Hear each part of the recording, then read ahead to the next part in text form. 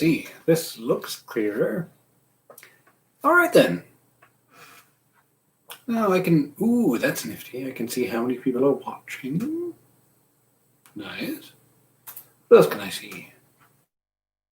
I can see how much noise I'm making. I can see some green dots. Hello, one person watching. All right.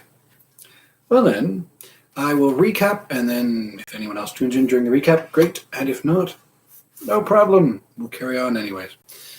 So in last session, all sorts of things happened. So Watkin Bassett has been bearded in his den, and Stephanie Bing has succeeded in sweetening, or sort of in having Harold Pinker's suit be acceptable in comparison to Bertie Wooster as a nephew-in-law. Madeline Bassett, meanwhile, has decided that she will make Bertie happy because she's broken it off with Gussie. He explains the whole notebook situation from top to finish. However, she is not she doesn't trust that explanation. She believes it's Bertie's pure heart that is driving him to send her back to Gussie. Let's see. And then Roderick Spode finds the notebook and reads it, and is accordingly trying to break Gussie's neck and beating on his door when Bertie comes along and extinguishes him and reclaims the notebook, and then passes it off to Gussie, who goes off to see Madeline Bassett and manages to do something else foolish, but we don't really know what yet. So Bertie has just told Jeeves to get packing for a return to the city because his mission is accomplished. And then Gussie has just come in and said, "I say, Bertie," said Gussie, trickling in at this juncture with the air of one who has been passed through a ringer, "a most frightful thing has happened. The wedding's off." Chapter 11. I stared at the man, clutching the brow and rocking on my base. Off? Yes. Your wedding? Yes. It's off? Yes. What, off? Yes. I don't know what the Mona Lisa would have done in my place. Probably just what I did. Jeeves, I said, brandy. Very good, sir.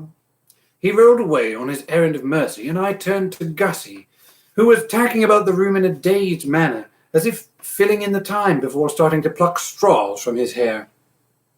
I can't bear it, I heard him mutter. Life without Madeline won't be worth living. It was an astounding attitude, of course, but you can't argue about fellows' tastes. One man's peach is another man's poison, and vice versa. Even my Aunt Agatha, I remembered, had roused the red-hot spark of pash in the late Spencer Gregson. His wanderings had taken him to the bed, and I saw that he was looking at the knotted sheet which lay there.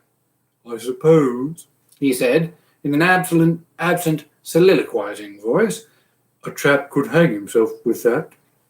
I resolved to put a stopper on this trend of thought promptly. I had got more or less used by now to my bedroom being treated as a sort of meeting place of the nations, but I was dashed if I was going to have it turned into the spot marked with an X. It was a point on which I felt strongly. You aren't going to hang yourself here. I shall have to hang myself somewhere. Well, you don't hang yourself in my bedroom. He raised his eyebrows. Have you any objection to my sitting in your armchair? Go ahead. Thanks. He seated himself and stared before him with glazed eyes. Now then, Gussie, I said, I will take your statement. What is all this rot about the wedding being off? It is off. But didn't you show her the notebook? Yes, I showed her the notebook. Did she read its contents? Yes. Well, didn't she tout comprendre? Yes. And tout pardonner? Yes. Then you must have got your facts twisted. The wedding can't be off. It is, I tell you. Do you think I don't know when a wedding's off and when it isn't? Sir Watkin has forbidden it. This was an angle I had not foreseen. Why? Did you have a row or something? Yes, about newts. He didn't like me putting them in the bath. You put newts in the bath? Yes. Like a keen cross-examining counsel, I swooped on the point. Why? His hand fluttered, as if about to reach for a straw. I broke the tank in my bedroom, the glass tank I keep my newts in. I broke the glass tank in my bedroom, and the bath was the only place to lodge the newts. The basin wasn't large enough. Newts need elbow room. So I put them in the bath, because I had broken the glass tank in my bedroom, the glass tank I keep my... I saw that if allowed to continue in this strain, he might go on practically indefinitely, so I called him to order with a sharp rap of a china vase on the mantelpiece. I get the idea, I said, brushing the fragments into the fireplace. Proceed. How does Pop Bassett come into the picture? He went to take a bath. It never occurred to me that anyone would be taking a bath as late as this, and I was in the drawing room when he burst in shouting, Madeline, that blasted Finkdottle has been filling my bathtub with tadpoles. And I lost my head a little, I'm afraid. I yelled, Oh my gosh, you silly old ass. Be careful what you're doing with those newts. Don't touch them. I'm in the middle of a most important experiment. I see. And then? I went on to tell him how I wished to ascertain whether the full moon affected the love life of newts. And a strange look came into his face and he quivered a bit. And then he told me that he had pulled out the plug and all my newts had gone down the waste pipe. I think he would have preferred at this point to fling himself on the bed and turn his face to the wall, but I headed him off. I was resolved to stick to the res. Upon which you did what? I ticked him off properly. I called him every name I could think of. In fact, I called him names that I hadn't a notion I knew. They just seemed to come bubbling up from my subconscious. I was hampered a bit at first by the fact that Madeline was there, but it wasn't long before he told her to go to bed, and then I was really able to express myself, and when I finally paused for breath, he forbade the band and pushed off. And I rang the bell and asked Butterfield to bring me a glass of orange juice. I started. Orange juice? I wanted picking up. But orange juice at such a time? It was what I felt I needed. I shrugged my shoulders. Oh, well, I said. Just another proof, of course, of what I often say, that it takes all sorts to make a world. As a matter of fact, I could do with a good long drink now. The tooth bottle is at your elbow. Thanks. Ah, that's the stuff. Have a go at the jug. No thanks, I know when to stop. Well, that's the position, Bertie. He won't let Madeline marry me, and I'm wondering if there's any possible way of bringing him round. I'm afraid there isn't. You see, it wasn't only that I called him names. Such as? Well, Louse, I remember, was one of them, and Skunk, I think. Yes, I'm pretty sure I called him a wall-eyed skunk, but he might forgive that. The real trouble is that I mocked at that cow creamer of his. Cow creamer? I spoke sharply. He had started a train of thought. An idea had begun to burgeon. For some little time I'd been calling on all the resources of the Wooster intellect to help me solve this problem, and I don't often do that without something breaking loose. At this mention of the cow creamer, the brain seemed suddenly to give itself a shake and start off across country with its nose to the ground. Yes, knowing how much he loved it and admired it, and searching for barbed words that would wound him, I told him it was modern Dutch. I had gathered from his remarks at the dinner table last night that was the last thing it ought to be. You and your 18th century cow creamers, I said. Pah, modern Dutch, or words to that effect. The thrust got home. He turned purple and broke off the wedding.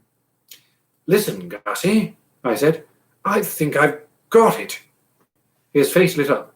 I could see that optimism had stirred and was shaking a leg. This Finknottle had always been of an optimistic nature.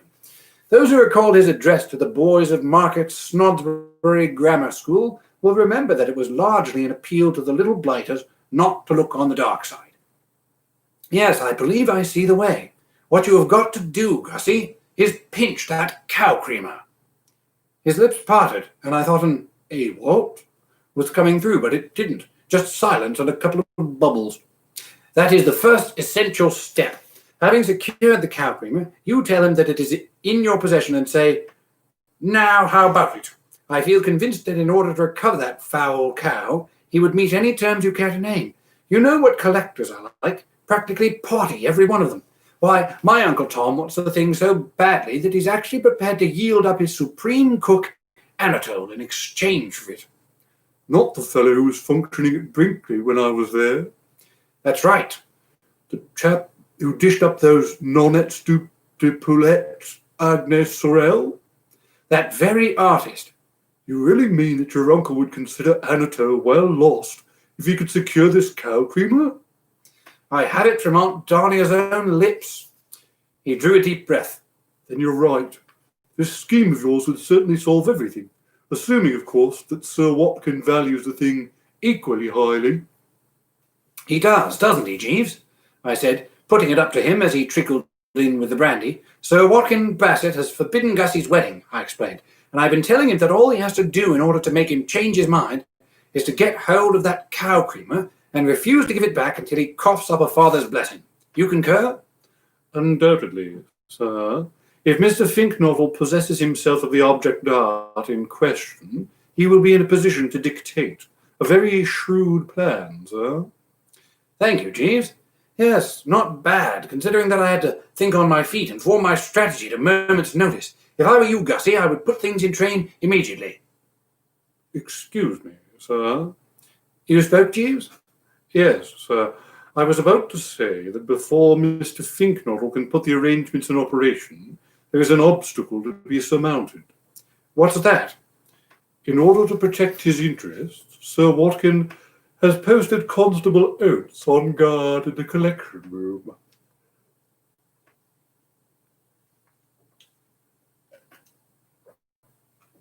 What? Yes, sir. The sunshine died out of Gussie's face, and he uttered a stricken sound like a gramophone record running down. However, I think that with a little finesse it will be perfectly possible to eliminate this factor. I wonder if you recollect, sir, the occasion at Chuffnell Hall, when Sir Roderick Glossop had become locked up in the potting shed, and your efforts to release him appeared likely to be foiled by the fact that Police Constable Dobson had been stationed outside the door? Vividly, Jeeves. I ventured to suggest that it might be possible to induce him to leave his post by conveying word to him that the parlour-maid Mary, to whom he was betrothed, wished to confer with him in the raspberry bushes. The plan was put into effect and proved successful. True, Jeeves, but, I said dubiously, I don't see how anything like that could be worked here. Constable Dobson, you will recall, was young, ardent, romantic, just the sort of chap who would automatically go leaping into raspberry bushes if you told him there were girls there. Eustace Oates has none of the Dobson fire. He is well stricken in years and gives the impression of being a settled married man who would rather have a cup of tea. Yes, sir. Constable Oates is, as you say, of a more sober temperament, but it is merely the principle of the thing which I would advocate applying to the present emergency. It would be necessary to provide a lure suited to the psychology of the individual. What I would suggest is that Mr. Finknovel should inform the officer that he has seen his helmet in your possession. Egad, Jeeves. Yes, I see the eye. Yes, idea. Yes, very hot. Yes, that would do it. Gussie's glassy eye indicated that all this was failing to register. I explained. Earlier in the evening, Gussie, a hidden hand snitched this gendarme's lid, cutting him to the quick. What Jeeves is saying is that a word from you to the effect that you have seen it in my room will bring him bounding up here like a tigress after its lost cub, thus leaving you a clear field in which to operate. That is your idea in essence, is it not, Jeeves? Precisely, sir. Gussie brightened visibly.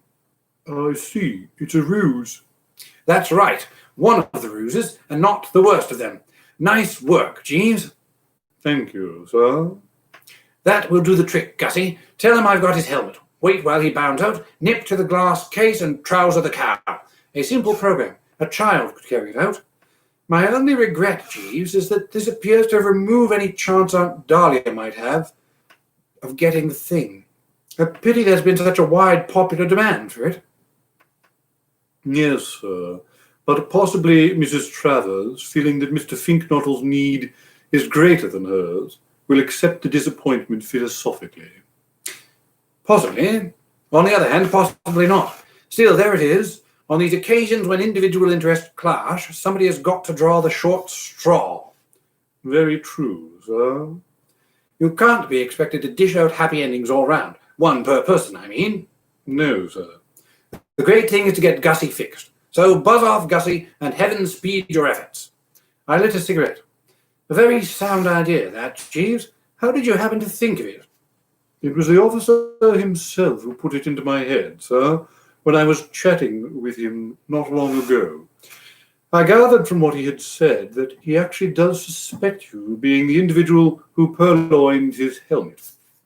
Me? Why on earth? Dash it, I scarcely know the man. I thought he suspected Stiffy.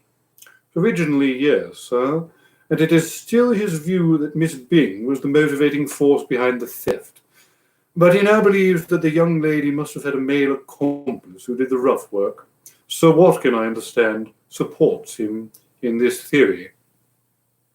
I suddenly remembered the opening passages of my interview with Pop Bassett in the library, and at last got onto what he had been driving at. Those remarks of his, which had seemed to me then mere idle gossip, had, I now perceived, a sinister undercurrent of meaning. I'd supposed that we were just two of the boys chewing over the latest bit of hot news, and all the time the thing had been a probe or quiz. But what makes them think that I was the male accomplice?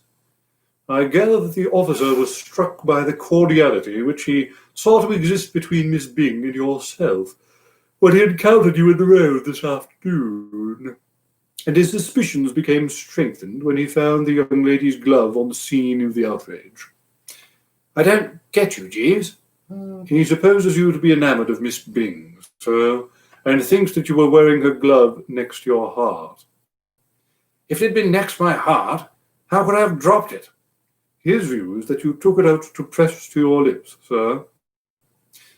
Come, Jeeves. Would I start pressing gloves to my lips at the moment when I was about to pinch a policeman's helmet? Apparently Mr. Pinker did, sir. I was on the point of explaining to him that what old Stinker would do in any given situation and what the ordinary normal person with a couple of ounces more brain than a cuckoo clock would do were two vastly different things, when I was interrupted by the re-entrance of Gussie. I could see by the buoyancy of his demeanour that matters had been progressing well. Jeeves was right, Bertie, he said. He read Eustace Oates like a book. The information stirred him up. I don't think I've ever seen a more thoroughly roused policeman. His first impulse was to drop everything and come dashing up here right away. Why didn't he? He couldn't bring himself to, in view of the fact that Sir Watkin had told him to stay there. I followed the psychology. It was the same as that of the boy who stood on the burning deck, whence all but he had fled.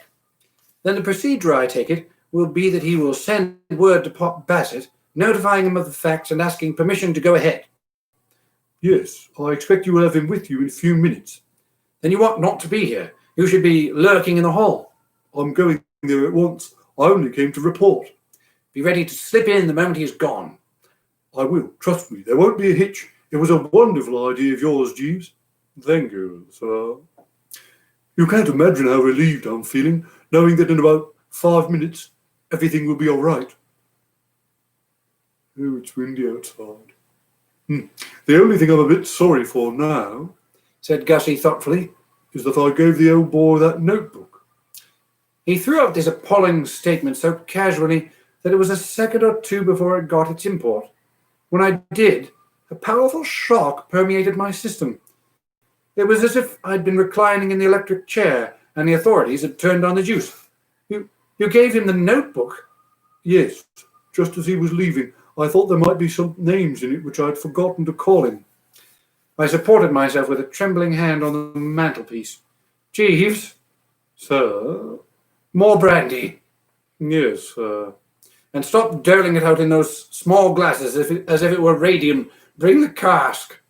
Gussie was regarding me with a touch of surprise. Something the matter, Bertie? Something the matter? I let out a mirthless L. Ha! Well, this has torn it. How do you mean? Why? Can't you see what you've done, you poor chump? It's of no use pinching that cow creamer now. If old Bassett has read the contents of that notebook, nothing will bring him round. Why not? Well, you saw how they affected Spode. I don't suppose Pop Bassett is any fonder of reading home truths about himself than Spode is. But he's had the home truths already. I told you how I ticked him off.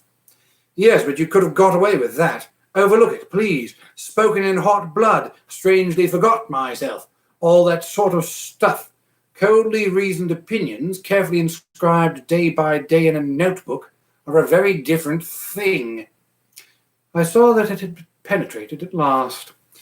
The greenish tinge was back in his face. His mouth opened and shut like that of a goldfish, which sees another goldfish nip in and get away with the aunt's egg, which it had been earmarking for itself. Oh, gosh. Yes. What can I do? I don't know. Think, Bertie, think. I did so tensely, and was rewarded with an idea. Tell me, I said, what exactly occurred at the conclusion of the vulgar brawl? You handed him the book. Did he dip into it on the spot? No, he shoved it away in his pocket. And did you gather that he still intended to take a bath? Yes. Then answer me this. What pocket? I mean, the pocket of what garment? What was he wearing? A dressing gown. Think carefully, Finknottle, for everything hangs on this. Over shirts and trousers and things? Yes, he had his trousers on, I remember noticing. Then there is still hope. After leaving you, he would have gone to his room to shed the upholstery. He was pretty well steamed up, you say? Yes, very much. Good. My knowledge of human nature, Gussie, tells me that a steamed-up man does not loiter about feeling in his pocket for notebooks and steeping himself in their contents. He flings off the garments and legs it to the salle de bain. The book must still be in the pocket of his dressing gown, which no doubt he flung on the bed or over a chair, and all you have to do is nip into his room and get it. I had anticipated that this clear thinking would produce the joyous cry and the heartfelt burst of thanks, instead of which he merely shuffled his feet dubiously. Nip into his room? Yes. But, dash it. Now what? You're sure there isn't some other way? Of course there isn't. I see. You wouldn't care to do it for me, Bertie? No, I would not. Many fellows would, to help an old school friend. Many fellows are mugs. Have you forgotten those days at the dear old school? Yes. You don't remember the time I shared my last bar of milk chocolate with you? No.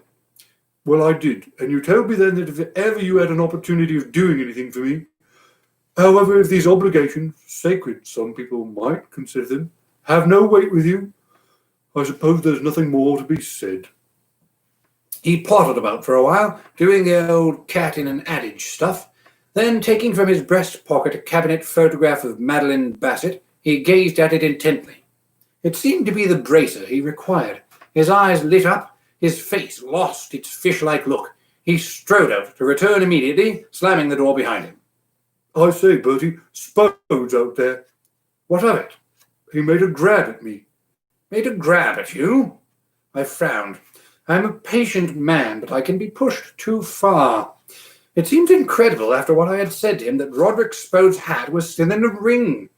I went to the door and threw it open. It was even as Gussie had said. The man was lurking. He sagged a bit as he saw me. I addressed him with cold severity. Anything I can do for you, Spode?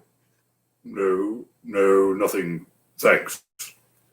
Push along, Gussie, I said, and stood watching him with a protective eye as he sidled round the human gorilla and disappeared along the passage. Then I turned to Spode. Spode, I said in a level voice, did I or did I not tell you to leave Gussie alone?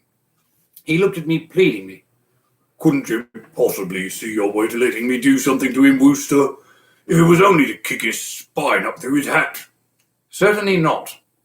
Well, just as you say, of course. He scratched his cheek discontentedly. Did you read that notebook, Wooster? No.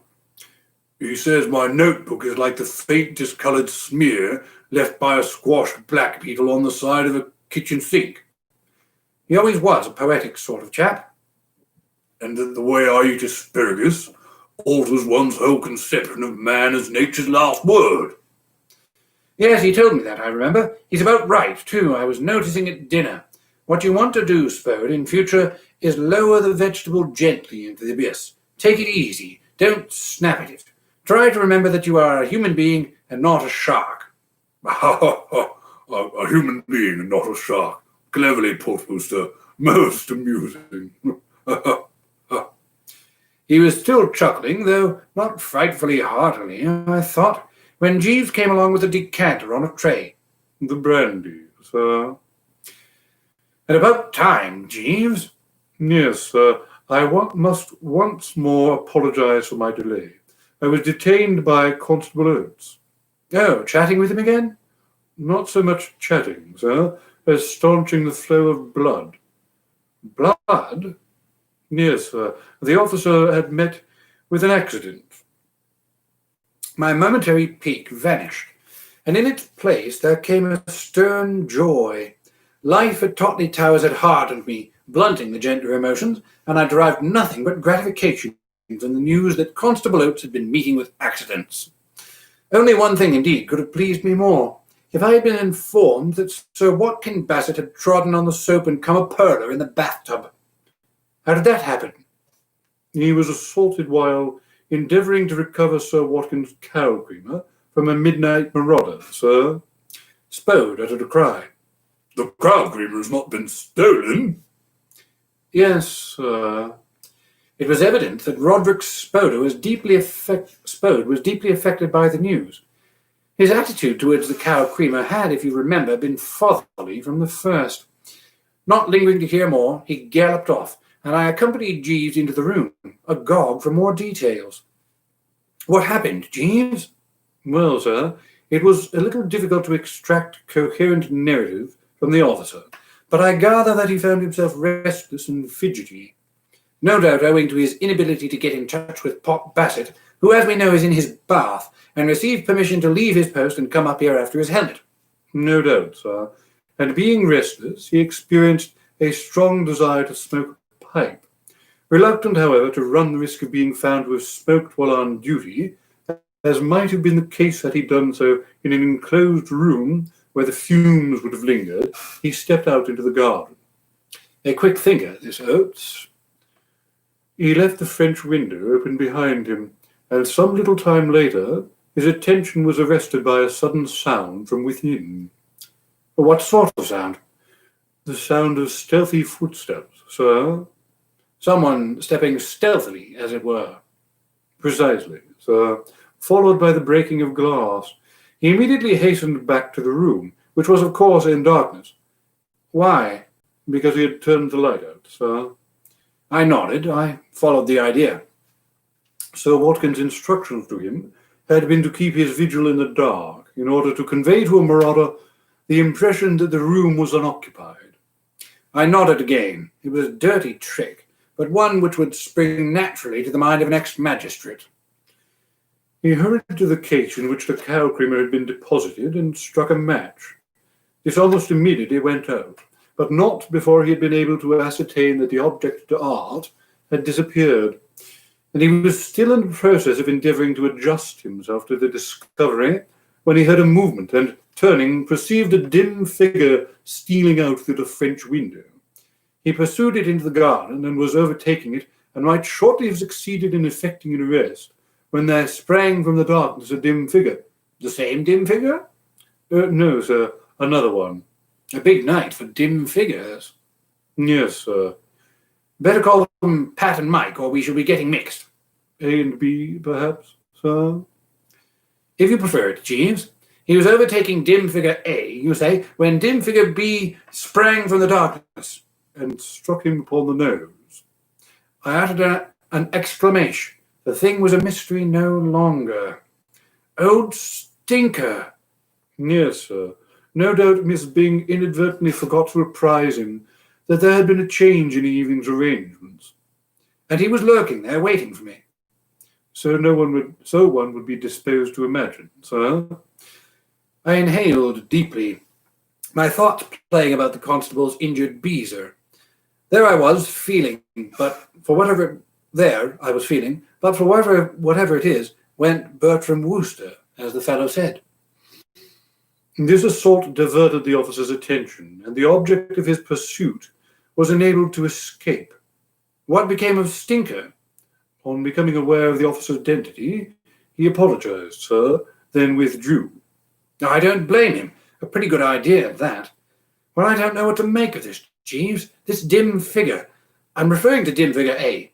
Who could it have been? Had Oates any views on the subject? Very definite views, sir. He is convinced that it was you. I stared. Me? Why the dickens has everything that happens in this ghastly house got to be me? And it is his intention, as soon as he is able to secure Sir Watkins' cooperation, to proceed here and search your room.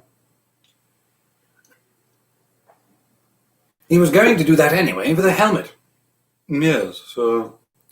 I couldn't help smiling. The thing tickled me.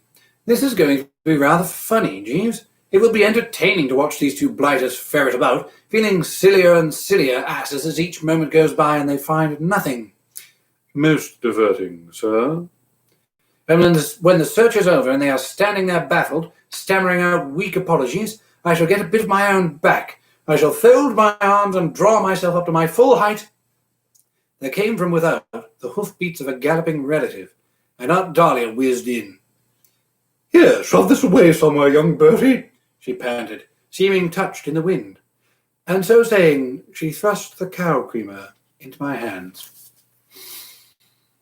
In my recent picture of Sir Watkin Bassett reeling beneath the blow of hearing that I wanted to marry into his family, I compared his garglings, if you remember, to the death rattle of a dying duck. I might now have been this duck's twin brother, equally stricken. For some moments I stood there, quacking feebly. Then, with a powerful effort of the will, I pulled myself together and cheesed the bird imitation. I looked at Jeeves. He looked at me. I did not speak, save with the language of the eyes, but his trained senses enabled him to read my thoughts unerringly. Thank you, Jeeves. I took the tumbler from him and lowered perhaps half an ounce of the raw spirit. Then, the dizzy spell overcome, I transferred my gaze to the aged relative, who was taking it easy in the armchair. It is pretty generally admitted, both in the Drones Club and elsewhere, that Bertram Wooster, in his dealings with the opposite gender, invariably shows himself a man of the nicest chivalry, what you sometimes hear described as a parfait gentil knight. It is true that at the age of 6, when the blood ran hot, I once gave my nurse a juicy one over the top knot with a porringer, but the lapse was merely a temporary one. Since then, though few men have been more sorely tried by women, I have never raised a hand against one.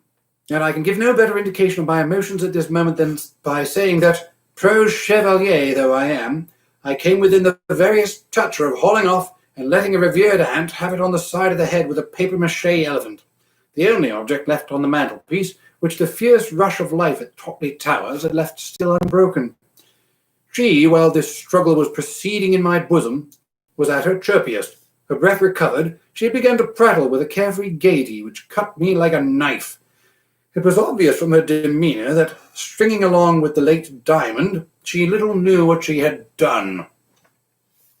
As nice a run, she was saying, as I have had since the last time I was out with the Burkes and Bucks. Not a check from start to finish. Good, clean British sport at its best. It was a close thing, though, Bertie. I could feel that cop's hot breath on the back of my neck. If a posse of curates hadn't popped up out of a trap and lent a willing hand at precisely the right moment, he would have got me. Well, God bless the clergy, I say, a fine body of men. But what on earth were policemen doing on the premises? Nobody ever mentioned policemen to me. That was Constable Oates, the vigilant guardian of the peace of Totley and the world, I replied, keeping a tight hold on myself, lest I should howl like a banshee and shoot up to the ceiling. Sir Watkin had stationed him in the room to watch over his belongings. He was lying in wait. I was the visitor he expected. I'm glad you weren't the visitor he got. The situation would have been completely beyond you, my poor lamb. You would have lost your head and stood there like a stuffed wombat to fall an easy prey. I don't mind telling you that when that man suddenly came into the window, I myself was for a moment paralyzed. Still, all's well that ends well. I shook a sombre head. You err, my misguided old object. This is not an end, but a beginning. Pop Bassett is about to spread a dragnet. Let him. And when he and the constable come and search this room, they wouldn't do that. They would, and they will. In the first place, they think the Oak's helmet is here. In the second place, it is the officer's view, relayed to me by Jeeves, who had it from him first-hand as he was staunching the flow of blood, that it was I whom he pursued. Her chirpiness waned. I'd expected it would. She had been beaming. She gleamed no longer. Eyeing her steadily, I saw that the native hue of resolution had become sickly awe with the pale cast of thought. This is awkward. Most. If they find the cow creamer here, it may be a little difficult to explain. She rose and broke the elephant thoughtfully. The great thing, she said, is not to lose our heads. We must say to ourselves, what would Napoleon have done? He was a boy in a crisis. He knew his onions. We must do something very clever, very shrewd, which will completely baffle these bounders. Well, come on, I'm waiting for suggestions. Mine is that you pop off without delay, taking that beastly cow with you. And run into the search party on the stairs? Not if I know it. Have you any ideas, Jeeves? Not at the moment, madam. You can't produce the guilty secret of Sir Watkins out of the hat as you did with Spode. No, madam. No, I suppose that's too much to ask. Then we've got to hide the thing somewhere. But where? It's the old problem, of course, the one that makes life so tough for murderers. What to do with the body? I suppose the old purloined letter stunt wouldn't work. Mrs. Travers is alluding to the well-known story by the late Edgar Allan Poe, sir, said Jeeves, seeing that I was not abreast. It deals with the theft of an important document, and the character who had secured it foiled the police by placing it in full view in a letter rack, his theory being that what is obvious is often overlooked. No doubt Mrs. Travers wishes to suggest that we deposit the object on a mantelpiece. I laughed a hollow one. Take a look at that mantelpiece. It's as bare as a windswept prairie. Anything placed there would stick out like a straw thumb. Yes, that's true, Aunt Dahlia was forced to admit. Put the bally thing in the suitcase, Jeeves. That's no good. They're bound to look there. Merely as a palliative, I explained. I can't stand the sight of it any longer. In with it, Jeeves. That's no good. They're bound... Very good, sir. A silence ensued, and it was just after Aunt Dahlia had broken it to say, how about barricading the door and standing a siege, that there came from the passage the sound of approaching footsteps. Here they are, I said. They seem in a hurry. She was correct. These were running footsteps. Jeeves went to the door and looked out. It is Mr. Finknottle, sir. And the next moment Gussie entered, going strongly. A single glance at him was enough to reveal to the discerning eye that he had not been running just for the sake of exercise. His spectacles were glittering in a hunted sort of way, and there was more than a touch of the fretful porpentine about his hair. Do you mind if I hide here till the milk train goes, Bertie? He said. Under the bed will do. I shan't be in your way. What's the matter? Or, still better, the knotted sheet. That's the stuff. A snort like a minute gun showed that Aunt Dahlia was in no welcoming mood. Get out of here, you foul spink bottle, she said curtly. We're in conference. Bertie, if an aunt wishes to have any weight with you, you will stamp on this man with both feet and throw him out on his ear. I raised a hand. Wait, I want to get the strength of this. Stop messing about with those sheets, Gussie, and explain. Is Spode after you again? Because if so... Not Spode, Sir Watkin. Aunt Dahlia snorted again, like one giving an encore in response to a popular demand.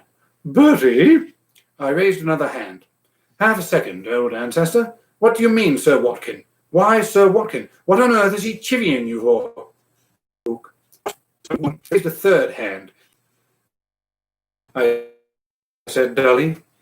He was a trembling handkerchief. You could see that he was a man of furnace. With a bath after all. He was sitting on the bed in his underwear, reading the notebook.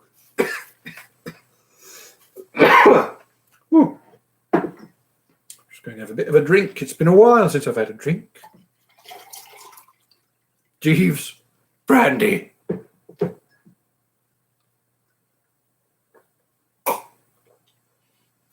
Failing that, some of the old dihydrogen monoxide. What?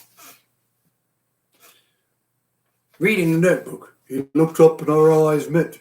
You've no notion what a frightful shock it gave me. Yes, I have. I once had a very similar experience with the Reverend Aubrey Upjohn. There was a long, dreadful pause. Then he uttered a sort of gurgling noise and rose, his face contorted. He made a leap in my direction. I pushed off. He followed. It was neck and neck down the stairs, but as we passed through the hall, he stopped to get a hunting crop, and this enabled me to secure a good lead, which I... Bertie, said Aunt Dahlia, I'm only a weak woman, but if you won't tread on this insect and throw the remains outside, I shall have to see what I can do. The most tremendous issues hanging in the balance. Our plan of action still to be decided on. Every second of priceless importance, and he comes in here telling us the story of his life. Speak, Bottle, you ghastly, goggle-eyed piece of gorgonzola. Will you hop it, or will you not? There is a compelling force about the old flesh and blood when stirred, which generally gets listened to. People have told me that in her hunting days she could make her wishes respected across 2 ploughed fields and a couple of spinneys. The word not had left her lips like a high-powered shell, and Gussie, taking it between the eyes, rose some 6 inches into the air. When he returned to terra firma, his manner was apologetic and conciliatory. Yes, Miss Travers. I'm just going, Mrs. Travers. The moment we get the sheet working, Mrs. Travers. If you and Jeeves will just hold this end, Bertie. You want them to let you down to the window with a sheet? Yes, Mrs. Travers. Then I can borrow Bertie's car and drive to London. It's a long drop. Oh, not so very, Mrs. Travers. You may break your neck. Oh, I don't think so, Mrs. Travers. But you may, argued Aunt Dahlia. Come on, Bertie, she said, speaking with real enthusiasm. Hurry up. Let's get the man down with the sheet, can't you? What are you waiting for? I turned to Jeeves. Ready, Jeeves? Yes, He coughed gently. And perhaps if Mr. Finknottle is driving our car to London, he might take your suitcase with him and leave it at the flat. I gasped. So did Aunt Dahlia. I stared at him. Aunt Dahlia the same. Our eyes met, and I saw in hers the same reverent awe which I have no doubt she viewed in mine. I was overcome. A moment before I had been dully conscious that nothing could save me from the soup. Already I had seemed to hear the beating of its wings. And now this. Aunt Dahlia, speaking in Napoleon, had claimed that he was pretty hot in an emergency, but I was prepared to bet that not even Napoleon could have topped this superb effort. Once more, as so often in the past, this man had rung the bell and was entitled to the cigar or coconut. Yes, Jeeves, I said, speaking with some difficulty. That is true. He might, mightn't he? Yes, You won't mind taking my suitcase, Gussie. If you're borrowing the car, I shall have to go by train. I'm leaving in the morning myself, and it's a nuisance hauling about a lot of luggage. Of course. We'll just loose you down on the sheet and drop the suitcase after you. All set, Jeeves? Yes, sir. Then upsy-daisy. I don't think I have ever assisted at a ceremony which gave such universal pleasure to all concerned. The sheet didn't split, which pleased Gussie. Nobody came to interrupt us, which pleased me. And when I dropped the suitcase, it hit Gussie on the head, which delighted Aunt Dahlia. As for Jeeves, one could see that the faithful fellow was tickled pink at having been able to cluster round and save the young master in his hour of peril. His motto is service. After a powerful speech in which she expressed her gratitude to our preserver in well-phrased terms, said that she would hop along and see what was going on in the enemy's camp. After a powerful speech in which she expressed her gratitude to our preserver in well-phrased terms, said that she would hop along and see what was going on in the enemy's camp.